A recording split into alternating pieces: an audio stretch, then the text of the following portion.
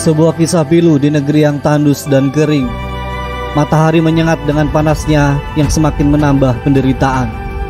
Anak-anak dengan mata kelap-kelip mencari harapan di tengah kelaparan. Pemimpin berseteru dengan nafsu berkuasa yang membawa penderitaan dan kehancuran. Sepeda-sepeda menggelinding berjuang membuktikan bahwa perjuangan adalah kunci. Mencari nafkah dalam kesusahan tanpa henti. Sebuah negeri kecil Afrika yang dikenal dengan Burundi.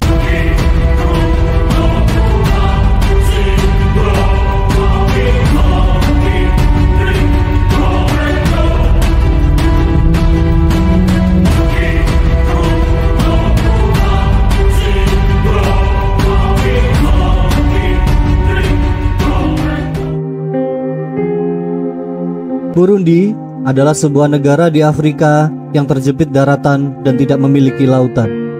Burundi, negara kecil dengan luas 27.834 km persegi yang berbatasan dengan Rwanda di utara, Tanzania di timur, dan Republik Demokratik Kongo di barat.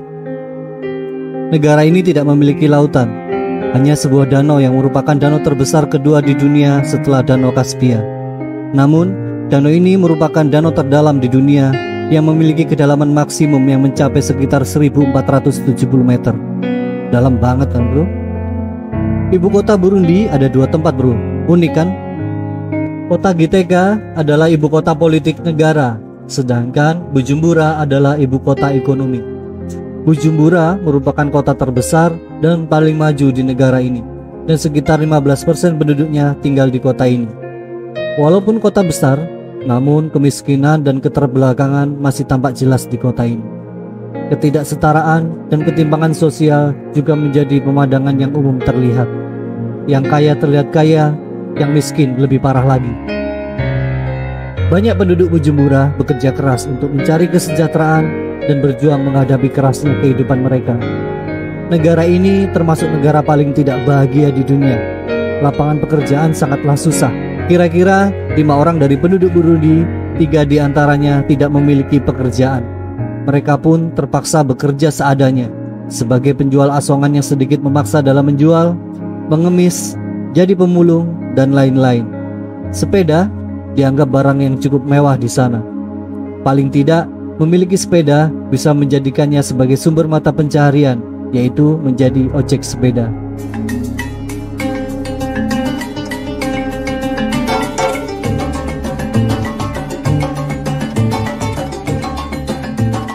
Ojek sepeda adalah moda transportasi yang sangat umum dan murah meriah, biasa disebut dengan boda-boda.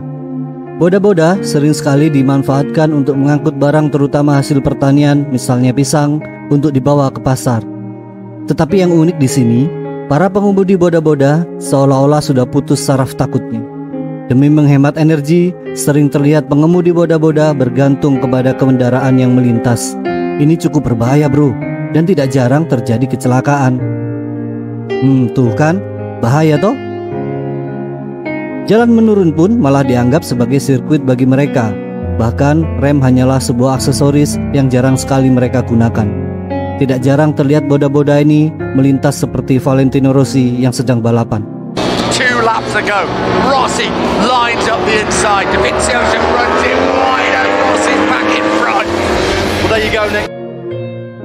Ketika jalanan mendaki, maka akan ada orang yang berprofesi sebagai pendorong sepeda dengan upah sekedarnya. Ini semua karena minimnya pekerjaan yang ada di Burundi. Semua itu mereka lakukan demi menghidupi keluarga mereka walaupun upahnya yang kecil. Populasi negara ini diperkirakan sekitar 11 juta orang dengan 85% penduduknya tinggal di desa-desa. Penduduk yang padat ini disebabkan karena masyarakat Burundi sering melakukan pernikahan usia muda. Laki-laki umur 20 tahun dengan perempuan sekitar umur 15 tahun. Satu keluarga rata-rata akan memiliki anak sekitar 6 anak hingga lebih. Maka janganlah heran bila di jalan-jalan banyak sekali terlihat anak-anak kecil. Anak-anak di Burundi juga terimbas dengan kemiskinan dengan minimnya mainan yang mereka miliki. Jangankan beli mainan, makanan saja susah. Kasian ya bro. Masyarakat Burundi ternyata memiliki anggapan bahwa memiliki banyak anak akan membawa keberuntungan. Di banyak masyarakat agraris seperti Burundi, Memiliki banyak anak dapat dianggap sebagai aset karena mereka dapat membantu dalam pekerjaan pertanian dan memastikan bahwa keluarga memiliki cukup tenaga kerja untuk mengelola ladang. Gak sesimpel itu, Ferguson. Terdapat banyak anak-anak, namun negara ini kurang memperdulikan sektor pendidikan. Jauhnya fasilitas pendidikan, biaya pendidikan yang tidak terjangkau sebagian besar masyarakat, dan kurangnya infrastruktur pendidikan membuat negara Burundi adalah negara dengan tingkat melek huruf yang rendah di dunia. Tidak jarang terlihat anak-anak harus berjalan kaki selama 2 jam untuk sekedar menuju sekolah. Sebagian besar tidak memiliki tas dan hanya memasukkan buku di balik baju-baju mereka. Biaya pendidikan yang tidak terjangkau memaksa sebagian besar anak-anak untuk tidak sekolah dan memilih untuk bekerja seadanya.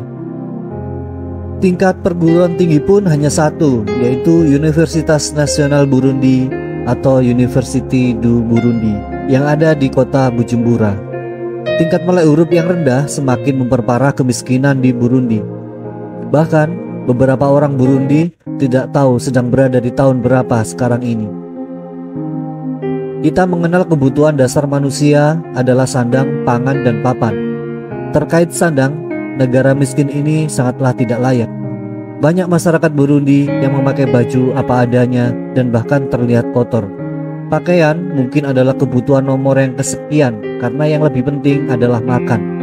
Sebagian orang hanya memiliki pakaian satu, ataupun kalau ada yang lainnya ya kondisinya sangat memprihatinkan. Rumah yang mereka tinggali pun sangat jauh dari kata layak. MCK dan air bersih tidak tersedia dan di mana-mana terkesan kumuh. Sebagian rumah tidak terbuat dari dinding, namun dari kayu-kayu usang yang mungkin kalau di negara lain malah diperuntukkan untuk hewan. Kasihan ya bro. Kalaupun terbuat dari dinding, namun hanya sekedar batu bata yang terbuat dari tanah liat tanpa proses pembakaran, yang pastinya tidaklah kuat.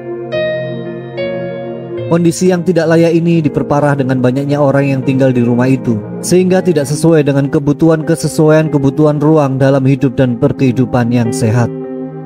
Pertanian adalah sumber penghidupan sebagian masyarakat Burundi. Hasil pertanian mereka diantaranya kopi, padi, dan yang terbesar adalah pisang. Pisang merupakan tanaman yang tumbuh subur di negara ini.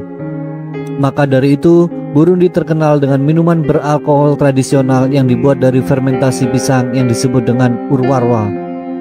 Pembuatan pisang Burundi atau urwarwa adalah dari pisang yang matang yang dihancurkan atau dihaluskan lalu difermentasi untuk menghasilkan minuman yang beralkohol.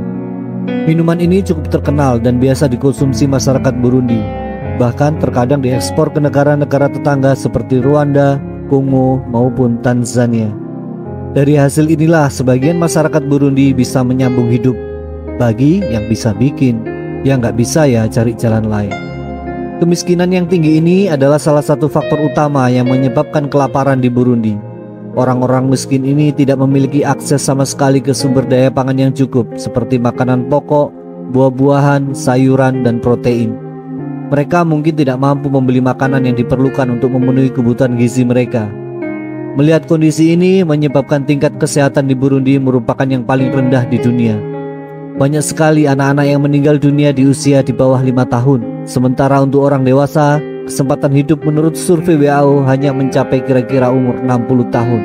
Kemiskinan yang sangat kompleks dan butuh usaha yang tidak mudah untuk mengatasinya. Walaupun negara Burundi disebutkan sebagai negara pertanian, kelaparan tidak bisa dihindarkan. Hal ini karena pertanian Burundi produktivitasnya sangat rendah, karena hanya dijalankan dengan praktek pertanian tradisional yang tidak didukung dengan teknologi pertanian yang modern. Banyak petani di Burundi masih menggunakan praktek pertanian dengan pemakaian alat sederhana sekali dan kurangnya pengetahuan tentang cara bertani yang baik. Keterbatasan pasokan pupuk dan benih yang berkualitas menghambat pertumbuhan tanaman dengan hasil yang maksimal. Sudah hasilnya sedikit, mereka pun kesulitan menjual pertaniannya karena tidak didukung dengan sarana dan prasarana seperti alat transportasi dan jalanan yang sangat layak. Mereka harus menyewa jasa bodi-bodi untuk membantu menjualnya dengan kapasitas muat yang terbatas. Kalau dirasa rugi, mereka pun harus memikul barang dagangan tersebut di atas kepala mereka dan berjalan kaki puluhan kilometer. Hal ini pastinya menyiksa dan rentan akan timbulnya masalah kesehatan. Jalanan juga nggak kalah menyiksa bro. Sebagian besar jalanan tidak beraspal dan kalau musim hujan ya nggak usah ditanya lagi. pastilah menjadi hal baru untuk merasakan siksaan negeri ini. Sudah lapar, disiksa lagi dengan jalanan yang buruk. Kasihan banget ya bro.